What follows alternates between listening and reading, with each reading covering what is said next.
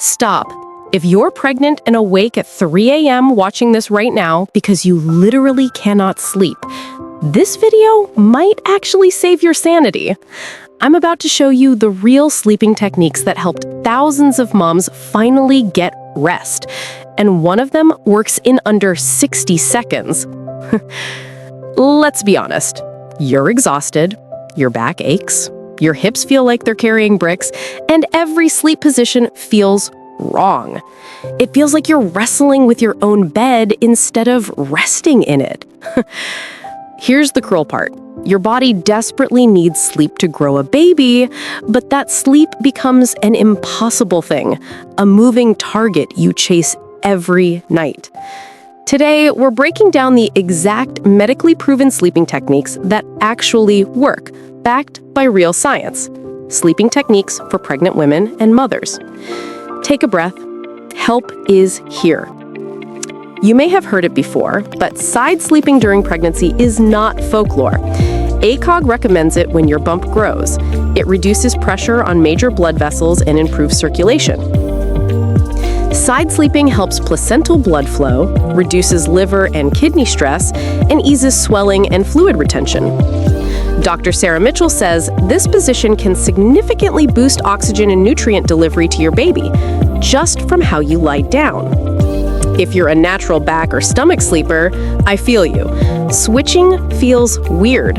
One mom described it as sleeping in an airplane middle seat, but somehow worse. Here's a quick fix. Grab a full-body pregnancy pillow. Between the knees, hug the front, let the back part keep you from rolling. Suddenly, the left side becomes comfy. Now, what you should avoid, especially in later pregnancy, is lying on your back. Why? Lying flat can compress the inferior vena cava, a major vein returning blood from your lower body to your heart. Studies show supine sleep in late pregnancy reduces uteroplacental blood flow and oxygen delivery to the fetus. Clinically, that can mean dizziness, lightheadedness, swelling, and poor oxygen delivery. Not just discomfort, but a real risk. One mom, Jennifer from Michigan, tried every trick to avoid back rolling. She ended up placing a rolled towel behind her, a simple sleep speed bump. Genius, right? If you're beyond 28 weeks, avoid supine sleep, especially flat, whenever possible. But pregnancy isn't the only time sleep gets destroyed. Once the baby arrives, it's a whole new sleep challenge. First-time moms now lose an average of just 4.4 hours per night in the first week postpartum, compared to 7.8 hours pre-pregnancy. Ouch! That's a brutal shift. Even by 8 to 13 weeks postpartum, many moms still suffer significant sleep fragmentation with frequent wake-ups and limited deep sleep. So what helps? Side-lying breastfeeding or feeding is a real game changer. Moms who use a safe bedside bassinet and side-lying feeding routines can gain an extra 40 to 45 minutes of sleep a night compared to moms who sit upright for every feeding. Just follow basic safe sleep rules. For mattress, no loose pillows or heavy bedding in your baby. It lets your body rest while nourishing your baby. But sleep isn't just about position or feeding routines.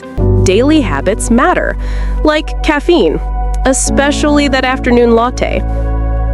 The American Academy of Sleep Medicine says caffeine's half-life is 5 to 6 hours. So a 3 p.m. coffee?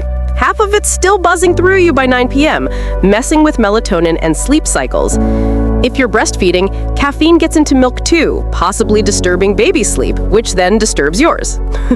One mom from Texas swapped that 3 p.m. latte for herbal tea. Within 2 weeks, she fell asleep faster and stayed asleep longer. And here's a truth you need to hear. You are not failing if you can't sleep right now. Sleep deprivation isn't just being tired. Clinically, it's linked to postpartum depression, anxiety, weakened immunity, and even longer labors or increased risk of interventions. You deserve support. You deserve compassion. Here's a simple science-backed protocol you can try tonight. 1. Create a sleep sanctuary. Cool room. 60 to 67 degrees Fahrenheit, blackout curtains, white noise. 2. Try a 30-minute wind down, gentle prenatal yoga, child's pose, cat-cow, to ease tension. 3. Share nighttime duties. If you're breastfeeding, let your partner handle diaper changes or burping. If formula or pumping, divide the night into shifts, like 10 p.m. to 2 a.m., 2 a.m. to 6 a.m. Also, front-load hydration. Drink most water before 6 p.m. to avoid repeated trips to the bathroom at night. Prefer naps? Go for it, but keep them short, 20 to 30 minutes max before 3 p.m. These are power naps, not nap marathons. Finish the night with progressive muscle relaxation and visualization. Tense, release. Imagine a calm beach or a cozy cabin. Breathe deeply. Let your body reset.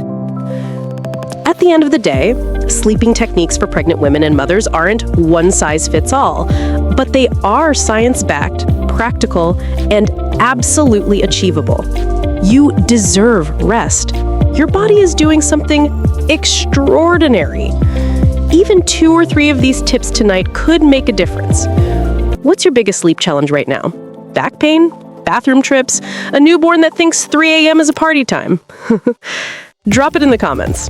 Let's support each other. If this helped you, share it with a mom who needs hope tonight. Sleep might feel impossible, but with the right techniques and a bit of patience, you can reclaim those precious hours of rest. You've got this. I'll see you in the next one.